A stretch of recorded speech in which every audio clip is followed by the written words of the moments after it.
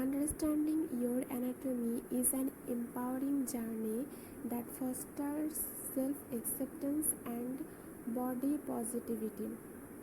Example: imagine standing in front of the mirror, embracing your individuality as you explore your body without judgment, realizing that your genitalia is just as unique as your fingerprint.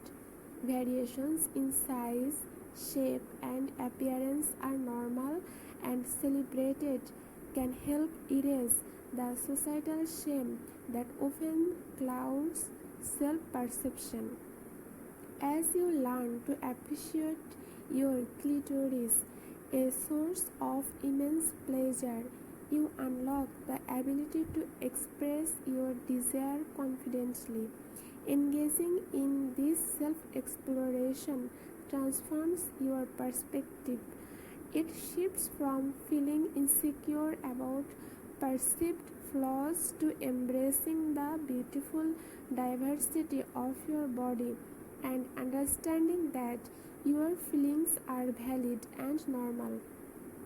This acknowledgement not only enhances your sexual experiences but also reinforces your worthiness of pleasure and love.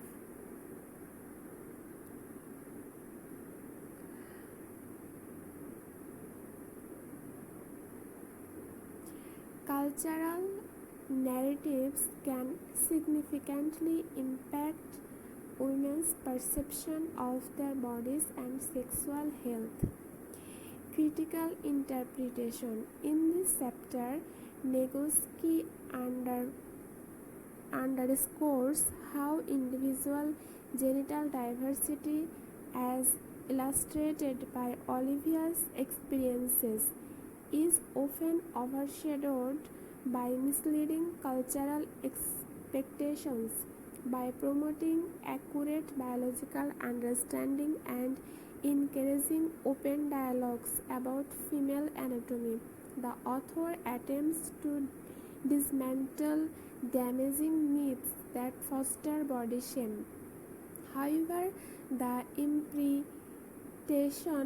interpretation that this knowledge will universally lead to empowerment may overlook deeper systematic issues related to sex education and cultural conditioning that many women face.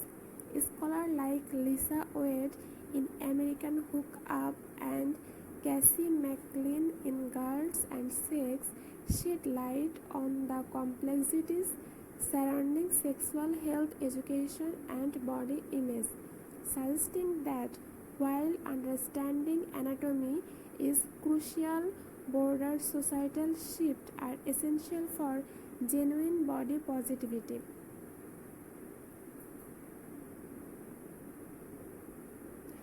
Chapter 2.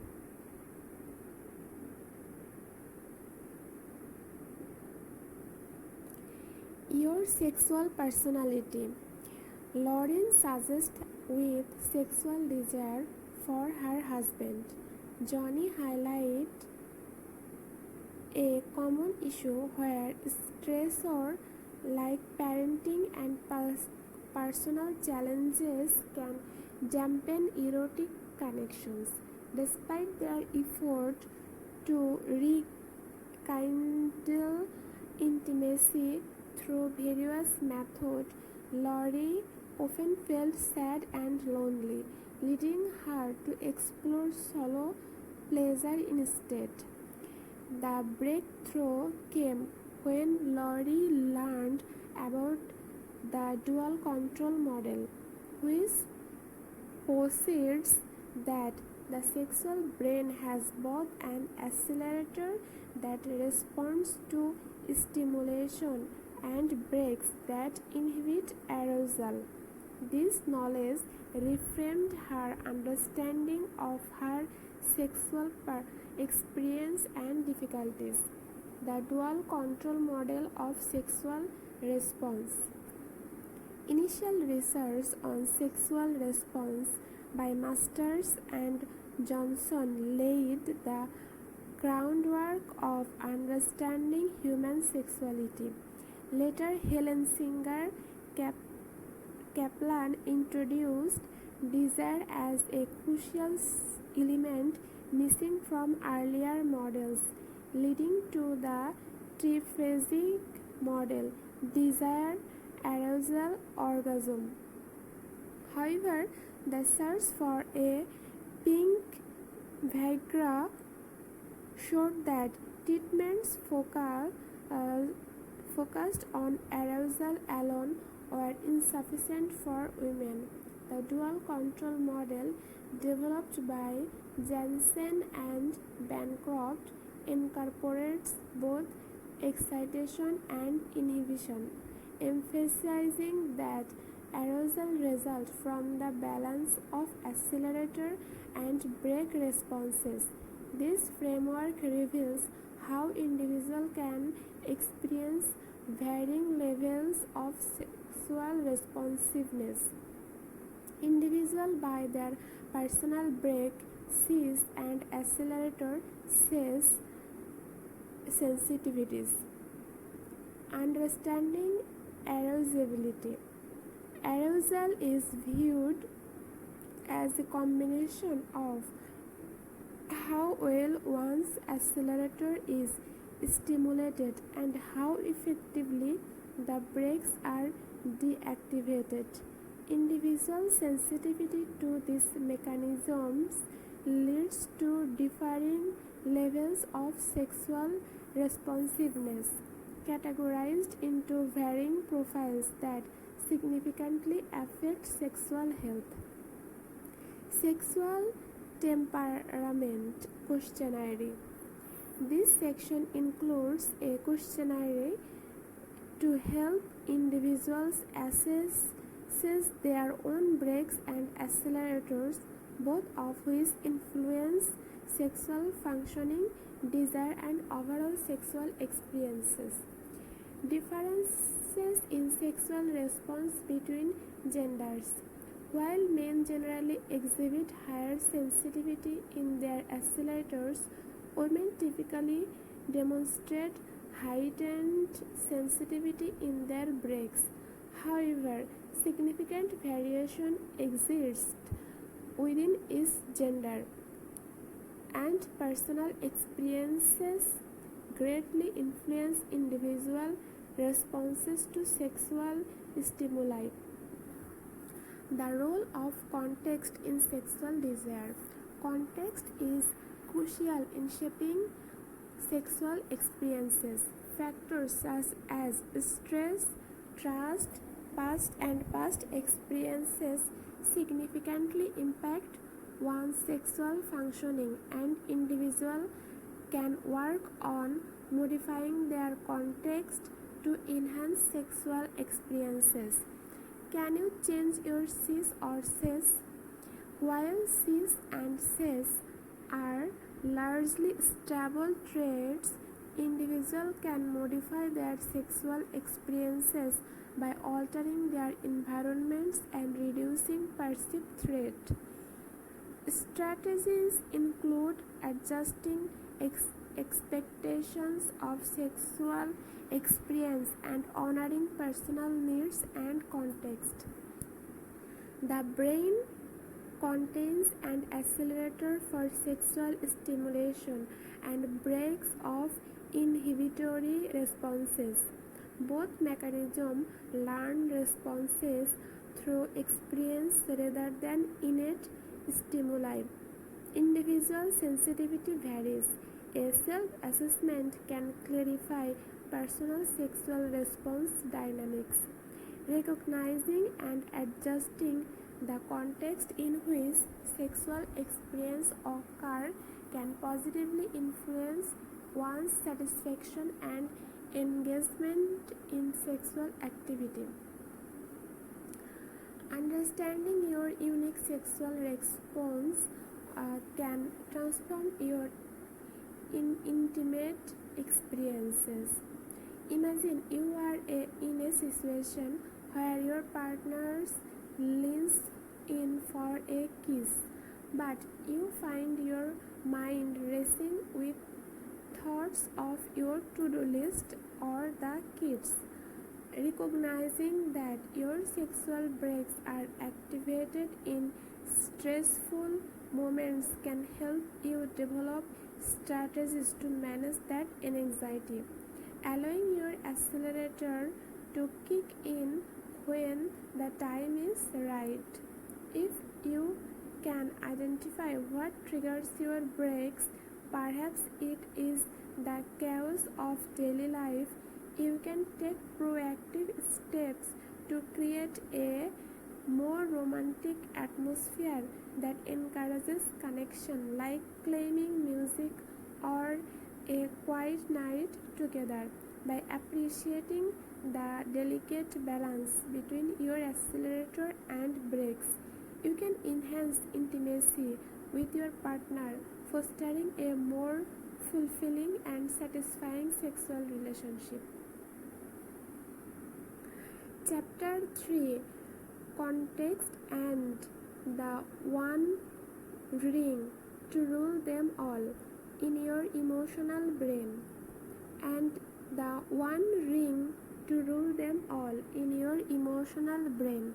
This chapter introduces the importance of context in sexual desire, using the relationship of Henry and Camellia as a primary example. Henry is portrayed as a kind, thoughtful partner who initiates intimacy, while Camellia experiences fluctuations in her sexual responses over time. Initially, they shared a deep emotional connection, but after 5 years of marriage, Camellia's desire for intimacy diminishes, leading her to question what has changed in her feelings towards sex.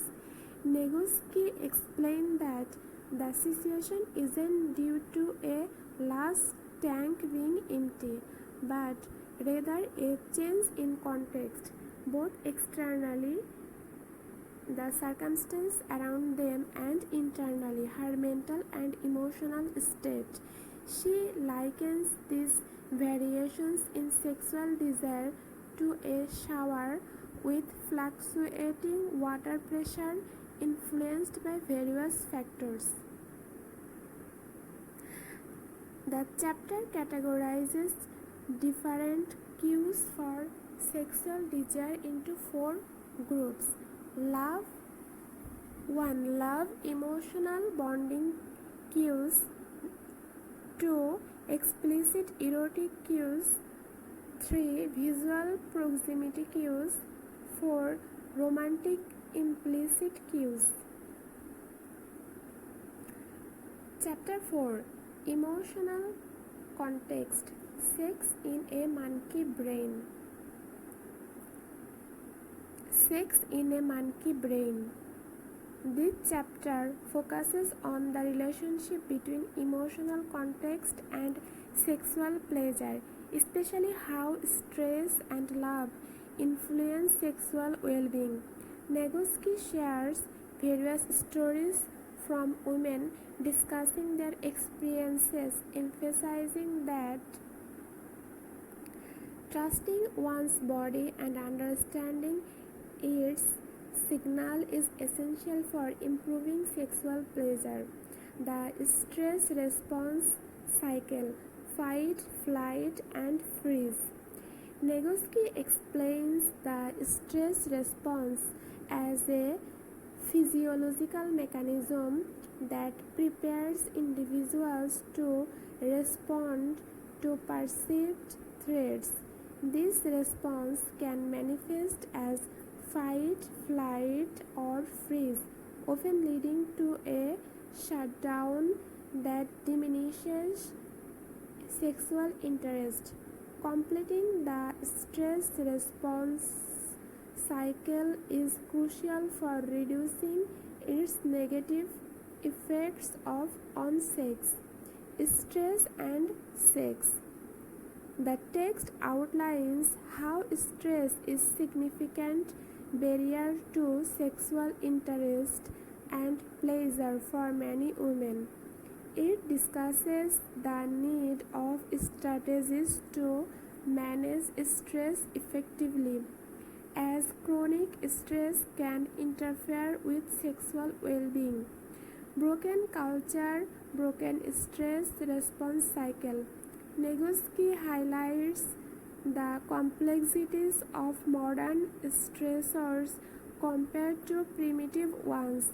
Chronic stress can lead to an incomplete stress response, limiting individuals' abilities to engage in healthy sexual relationships. Complete the cycle. To manage stress, one should engage in physical activity or other healthy strategies to complete their stress cycle. The chapter suggests various strategies such as exercise, affectionate interactions, and creative self-expression. When sex becomes the lion.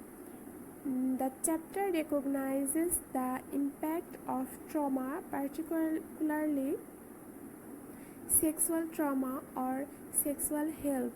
It emphasizes the importance of recovery and managing the effects of trauma on sexual functioning. Sex and the survivor. Survivors of trauma may struggle with sexual pleasure due to their responses to stimuli that remind them to their trauma. Effective coping strategies including mindfulness and body-based therapies can help. Soul of love. Attachment plays a critical role in sexual and emotional bonding.